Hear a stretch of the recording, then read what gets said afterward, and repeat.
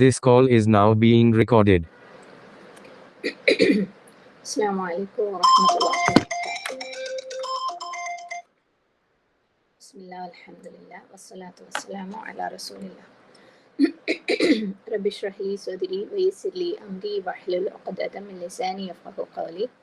Allahumma anfa'na bima 'allamtana wa 'allimna ma yanfa'una wa zidna ilma. Rabbi zidna ilma. Alhamdulillah, നമ്മൾ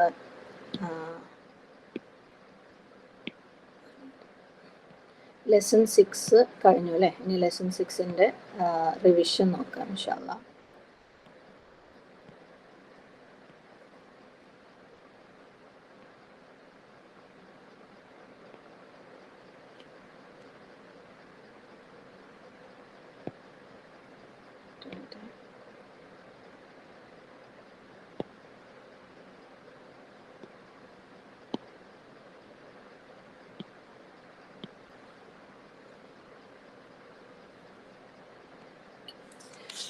അപ്പം നമ്മൾ പറഞ്ഞത് ജുംലത്തുൽ ഇസ്മിയയും ജുംലത്തുൽ ഫഅലിയയുമാണ് തുടങ്ങിയത് അല്ലേ. എന്താണ് ജുംലത്തുൽ ഇസ്മിയ ജുംലത്തുൽ ഫഅലിയ എന്നൊന്നുകൂടെ പറഞ്ഞു.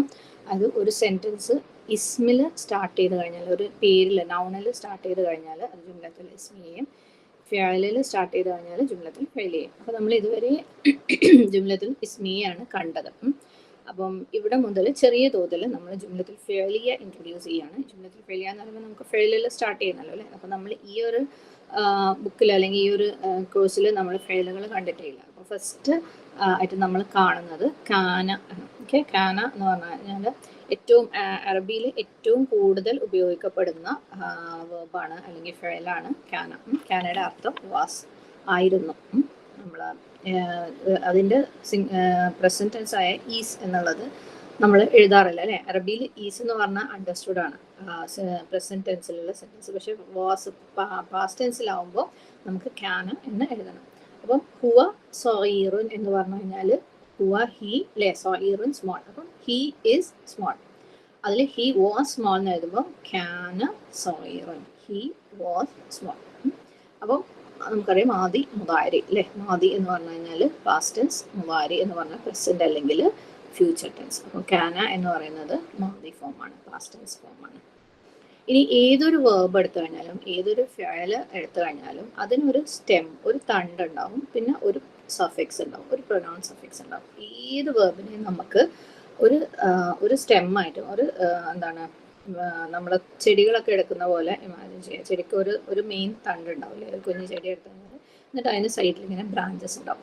അതുപോലെയാണ് ഏതൊരു വേർബ് എടുത്തു കഴിഞ്ഞാലും അതിന് ഒരു സ്റ്റെം ഉണ്ടാവും, പിന്നെ അതിൻ്റെ പ്രൊനൗൺ, അത് ഏത് അവൻ ചെയ്തു എന്നാണോ നീ ചെയ്തു എന്നാണോ എന്ന് മനസ്സിലാക്കുന്ന രീതിയിൽ ഒരു കുഞ്ഞ് സഫിക്സ്. സഫിക്സ് എന്ന് പറഞ്ഞാൽ ഏതെങ്കിലും ഒരു വാക്കിന് ശേഷം വരുന്ന അറ്റാച്ച്മെൻറ്റിനാണ് സഫിക്സ് എന്ന് ഇംഗ്ലീഷിൽ പറയാം.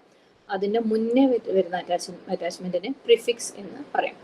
അപ്പോൾ ശേഷം വരുന്ന ഏതൊരു വാക്കിൻ്റെയും ശേഷം വരുന്ന അറ്റാച്ച്മെൻ്റ് ആണ് സഫിക്സ്. അപ്പം കാനയുടെ അതുപോലെയുള്ള സ്റ്റെം എന്ന് പറയുന്നത് ക്യാനും കുന്നുമാണ്. ഓക്കെ, ക്യാൻ കുൻ, ഈ രണ്ട് സ്റ്റെമ്മുകളിൽ എന്തൊക്കെയോ അതിന് ശേഷം അറ്റാച്ച് ചെയ്തിട്ടാണ് ഈ ക്യാനനെ he was, she was, I was, I were. Okay, I were, I was, പിന്നെ യു വെയർ അല്ലെങ്കിൽ യു ദേ വെയർ എന്നൊക്കെ നമുക്ക് ഇംഗ്ലീഷിലാവുമ്പോൾ അത് സിംഗുലറിന് പ്ലൂറലിനനുസരിച്ച് മാറിക്കൊണ്ടിരിക്കും വാസും വേർബും ഒക്കെ. അതുകൊണ്ട് മാറ്റി പറഞ്ഞുള്ളൂ.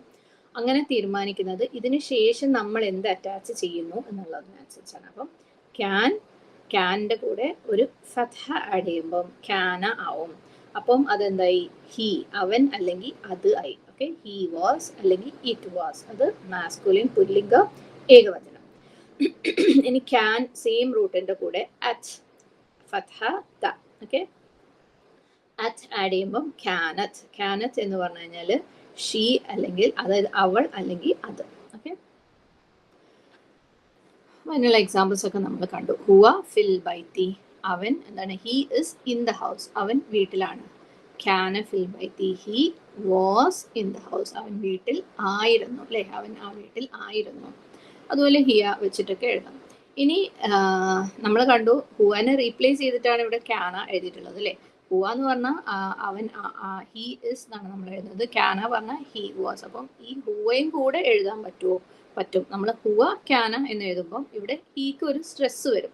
ഹുവ ക്യാന ഫിൽ ബൈത്തി എന്ന് പറയുമ്പോൾ he was in the house, അവൻ വീട്ടിലായിരുന്നു. ഓക്കെ, അവന് അവിടെ സ്ട്രെസ് കൊടുക്കും. അതേപോലെ ഹിയ ക്യാനത്ത് ഫീൽ ബൈത്തി എന്ന് എഴുതി കഴിഞ്ഞാൽ she was in the house, അവൾ വീട്ടിലായിരുന്നു. അപ്പോൾ ആ ഹിയക്കും ഹുവക്കും ക്യാന ഉണ്ട്. ഓൾറെഡി ക്യാന എന്ന് പറഞ്ഞാൽ ഹി വാസ് എന്നാണ്. അതിന്റെ പുറമെ ഹുവ എഴുതുകയാണെങ്കിൽ അതിന് ഒരു എക്സ്ട്രാ സ്ട്രെസ് കൊടുക്കുന്നു, മനസ്സിലായി. നമ്മൾ ഉദാഹരണങ്ങളൊക്കെ കണ്ടു.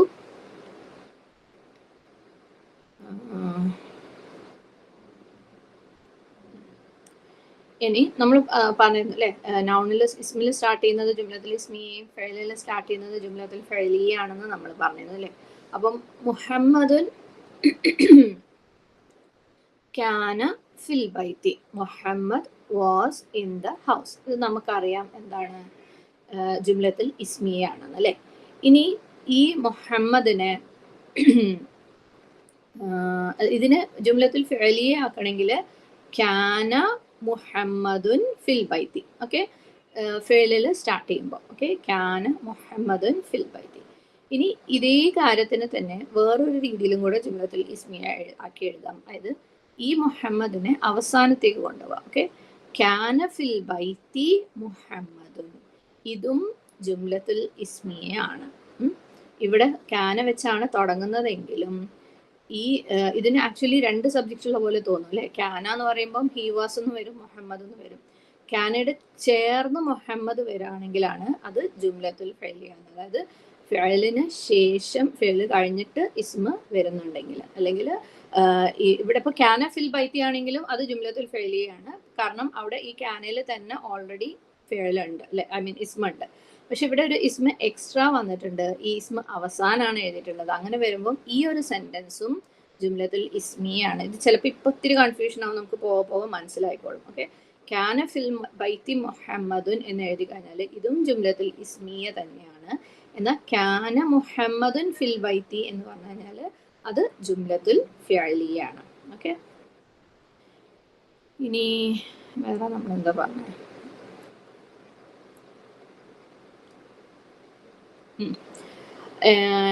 അറബിയിൽ ജുംലത്തുൽ ഫിഅലിയ എഴുതുമ്പം ആദ്യം വരുന്നത് വേർബാന്ന് നമുക്കറിയാം അല്ലേ. ആ വേർബ് എപ്പോഴും ഏകവചനമായിരിക്കും, എപ്പോഴും അത് സിംഗുലർ ഫോമിലാണ് വരിക. അതിനുശേഷം വരുന്ന ഇസ്മുകൾ പ്ലൂരൽ ആണെങ്കിൽ പോലും ഫസ്റ്റ് എഴുതുന്ന വേർബ് സിംഗുലർ ആയിരിക്കും. പക്ഷെ തിരിച്ച് നമ്മൾ എഴുതാന്ന് വെച്ചാൽ, അതായത് ഇവിടെ ഇപ്പം കാനത്തിൻ നിസാഉ എന്ന് എഴുതിയില്ലേ, ഇവിടെ ഇത് ജുംലത്തുൽ ഇസ്മിയ ആയിട്ട് നിസാ ആദ്യവും കാന പിന്നെയാണ് വരുന്നതെങ്കിൽ അവിടെ കാനയുടെ പ്ലൂറൽ ഫോം വരും. പക്ഷെ ജുംലത്തുൽ ഫിഅലിയ ആണെങ്കിൽ, അതായത് ഫിഅലിൽ സ്റ്റാർട്ട് ചെയ്തിട്ട് അതിന് ഇസ്മ ഫോളോ ചെയ്യുന്ന രീതിയിലാണെങ്കിൽ, ഈ ഇസ്മ പ്ലൂറൽ ആണെങ്കിൽ പോലും ഫിഅൽ സിംഗുലർ ആയിരിക്കും. നമ്മൾ ഈ ഒരു ലെസണിൽ അല്ലെങ്കിൽ ഈ ഒരു ടെക്സ്റ്റിൽ ഈ കാനയുടെ പ്ലൂറൽ ഫോംസ് പഠിക്കുന്നേ ഇല്ല. പക്ഷെ കാനയ്ക്ക് പ്ലൂറൽ ഫോംസ് ഉണ്ടെന്ന് നിങ്ങൾക്ക് അറിയാം അല്ലേ. നമ്മൾ ഖുറാനിൽ ഇഷ്ടം പോലെ കാണുന്നത് കാനു എന്നൊക്കെ പറഞ്ഞിട്ട് നമ്മൾ കാണുന്നതാണ്.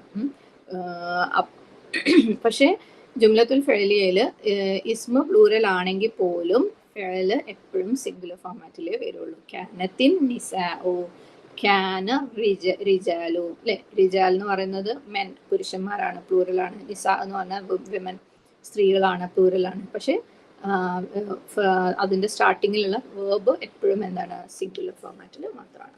ഇനി ക്വസ്റ്റ്യൻസ് വരുമ്പം എങ്ങനെയാണ് ഓർഡർ, ക്വസ്റ്റ്യൻ വേർഡ്, അത് കഴിഞ്ഞിട്ട് വേർബ്. ഓക്കെ, ഐന കാന, ഐന സാലിം എന്ന് വെച്ചാൽ വേർ ഇസ് സാലിം പ്രസന്റ് ടെൻസിൽ, വേർ വാസ് സാലിം എന്ന് ചോദിക്കുമ്പോൾ ഐന കാന സാലിം.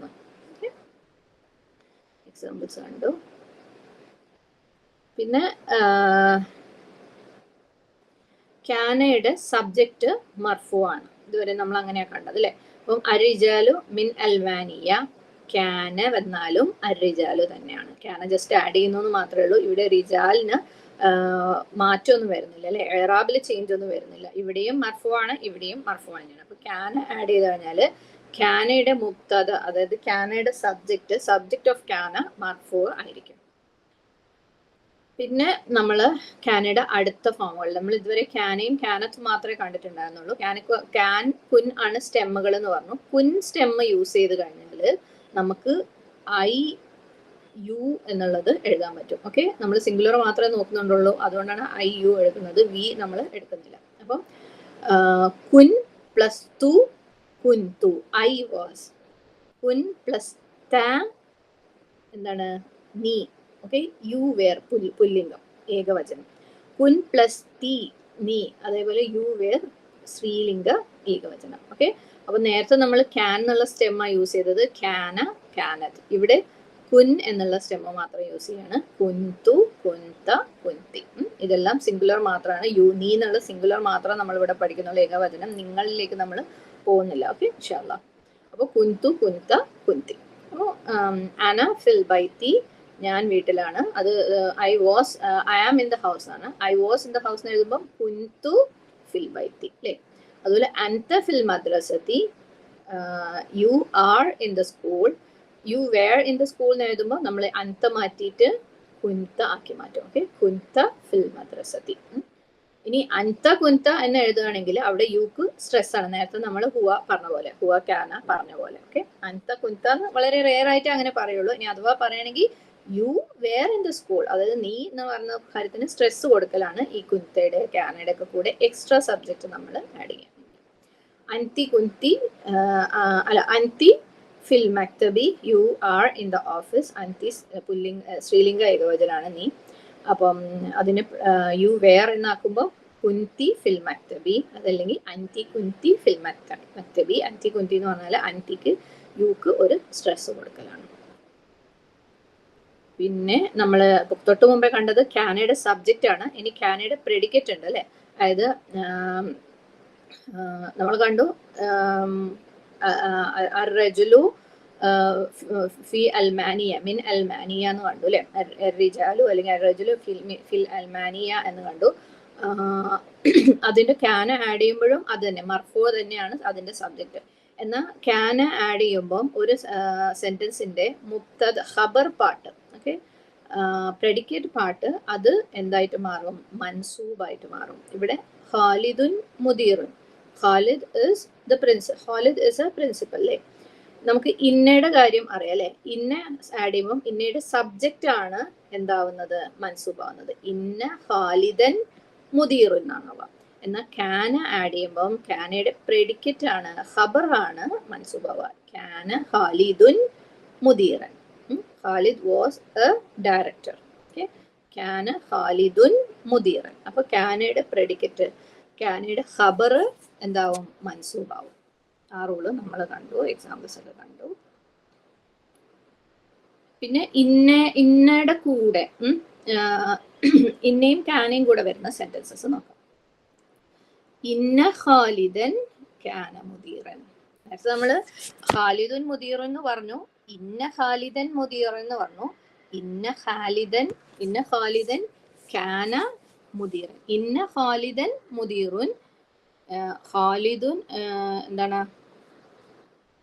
ക്യാന ഖാലിദുൻ മുദീറൻ അല്ലെ. അപ്പം ഓരോന്ന് ആഡ് ചെയ്യുമ്പോൾ ചേഞ്ചസ് നമ്മൾ കണ്ടു. ഇനി ഇന്നയും ക്യാനയും കൂടെ വരികയാണെങ്കിൽ ഇന്നയുടെ സബ്ജക്റ്റ് മൻസൂബാവും, ക്യാനയുടെ പ്രെഡിക്കറ്റ് മൻസൂബാവും. അപ്പൊ ഇന്ന ഖാലിദൻ ക്യാന മുദീറൻ എന്നായിട്ട് മാറും.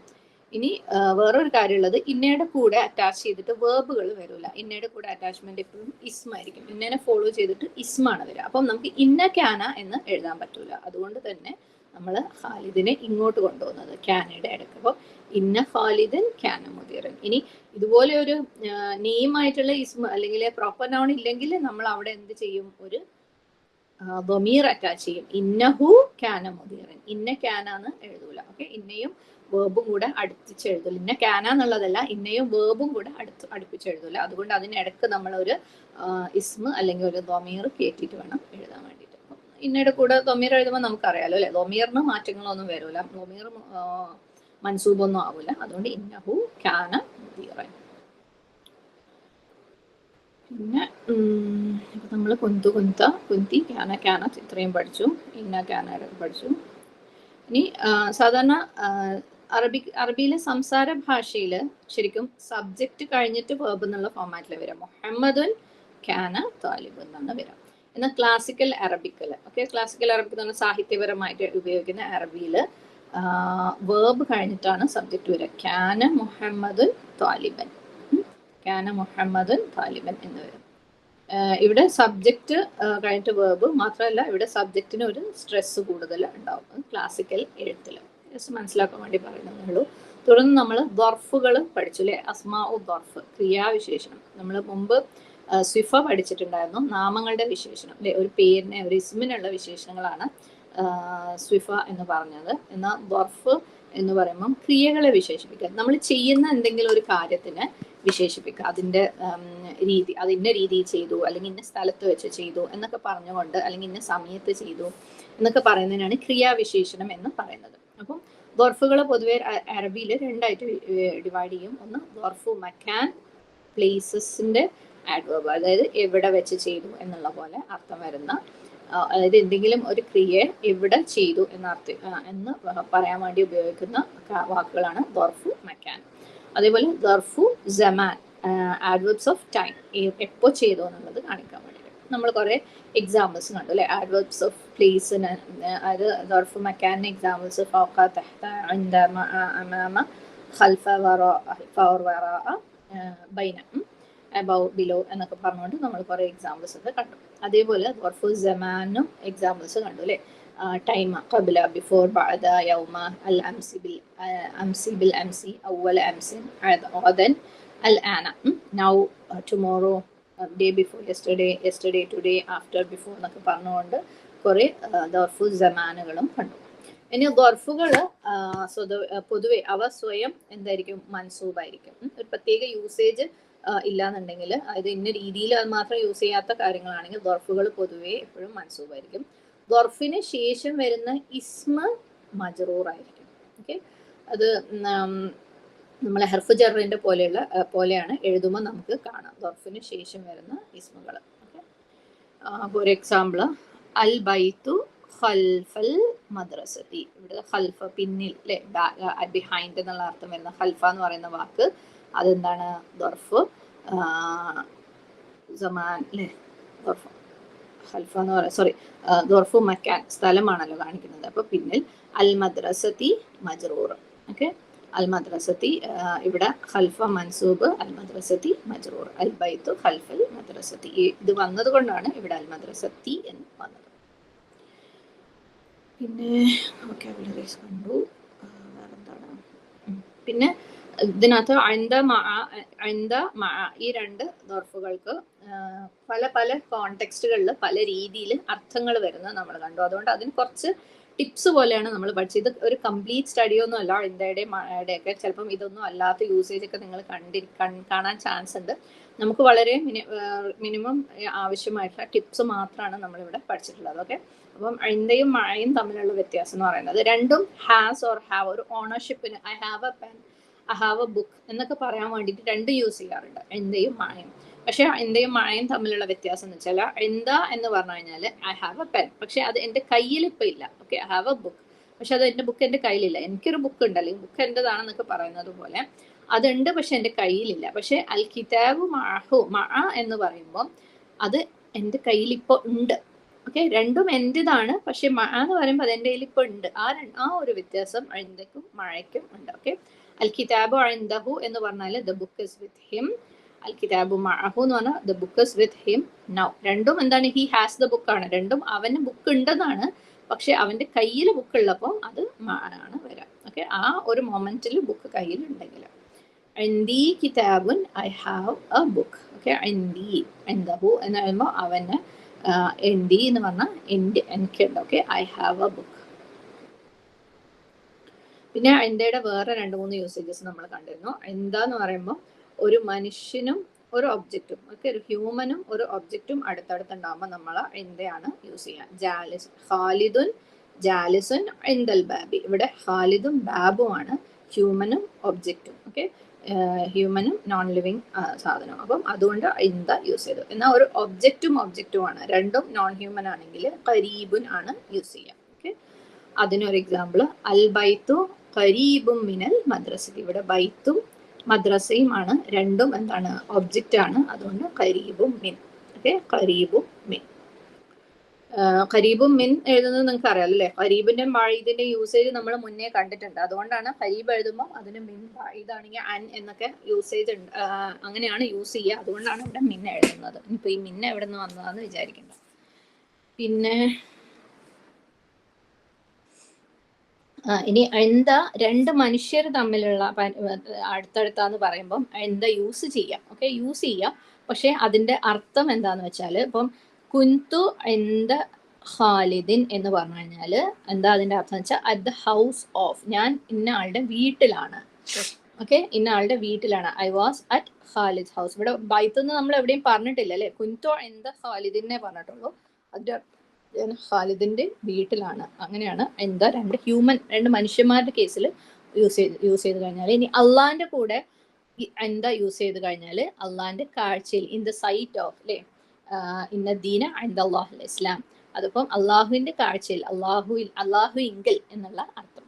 പിന്നെ ചില സ്ഥലങ്ങളിൽ നമ്മൾ മിൻ അൻദി എന്ന് യൂസ് ചെയ്ത് കാണാം. അവിടെ ഒരിക്കലും അൻദ് നമ്മൾ ട്രാൻസ്ലേറ്റ് ചെയ്യാറില്ല, അതൊരു യൂസേജ് മാത്രമാണ്. ഇത്രയും കാര്യങ്ങളാണ് നമ്മൾ എന്തിൻ്റെ കാര്യത്തിൽ ടിപ്സ് ആയിട്ട് പഠിച്ചിട്ടുള്ളത്. എന്താ. പിന്നെ നമ്മൾ അടുത്ത വേർബിലേക്ക് പോയി.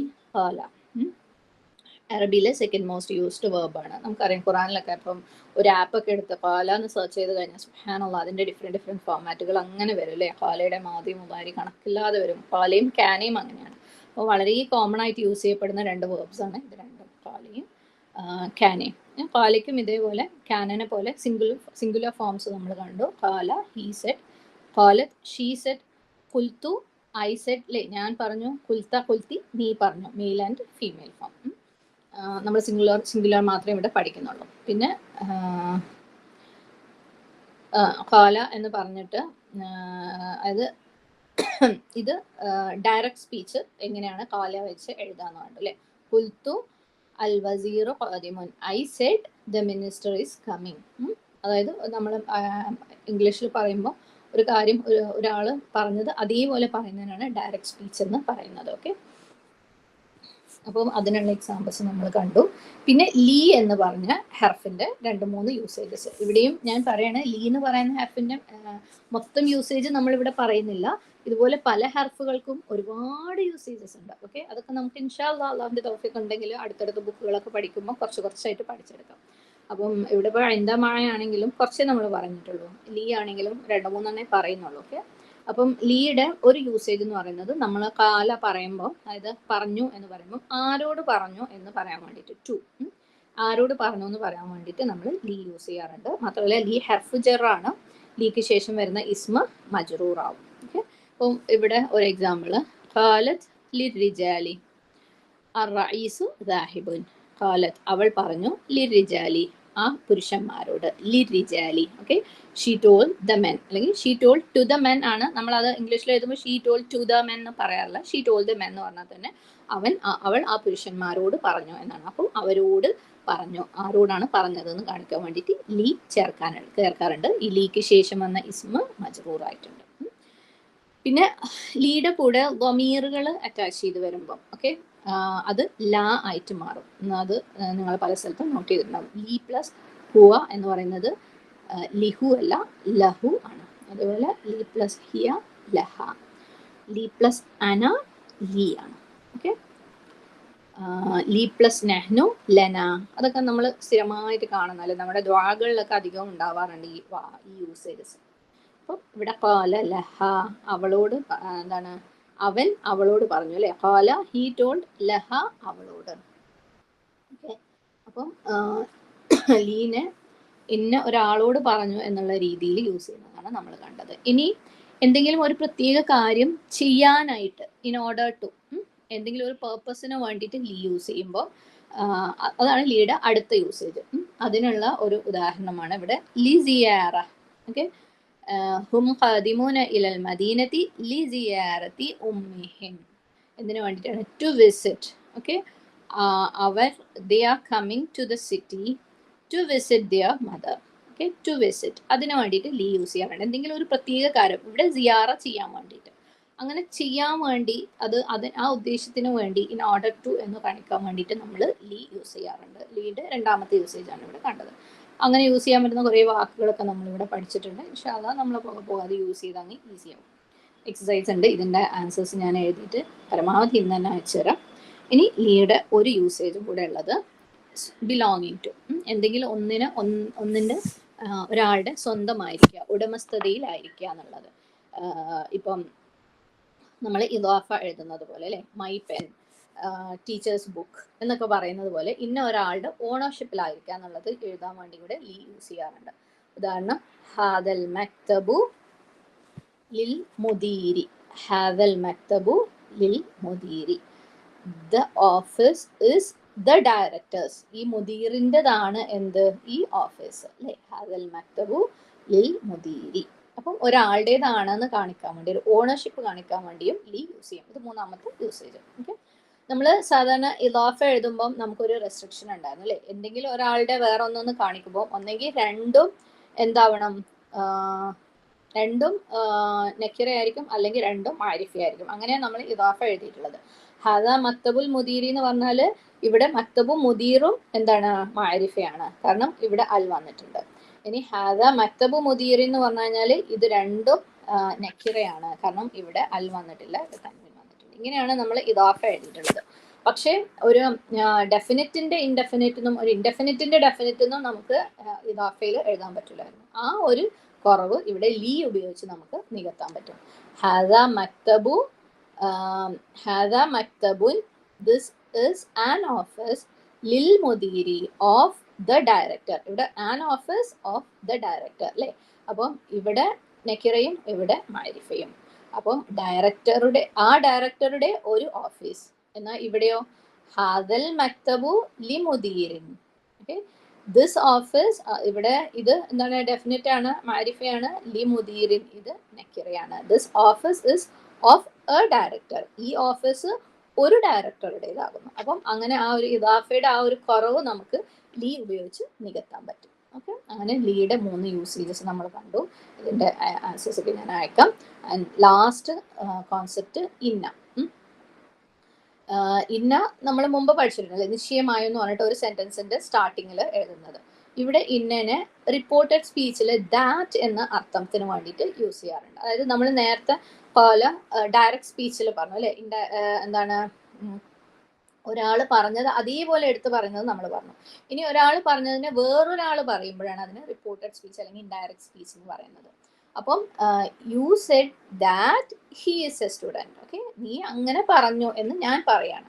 അപ്പം അങ്ങനെ നമ്മൾ ഇംഗ്ലീഷിൽ എഴുതുമ്പോൾ അവിടെ ഒരു ദാറ്റ്, ഒരു കണക്ഷൻ, ഒരു കൺജങ്ഷൻ വേണം നമുക്ക് അതിനെ രണ്ടിനെയും കണക്ട് ചെയ്യാൻ വേണ്ടിയിട്ട്. ആ ദാറ്റ് ആയിട്ട് ഇന്ന യൂസ് ചെയ്യാറുണ്ട്.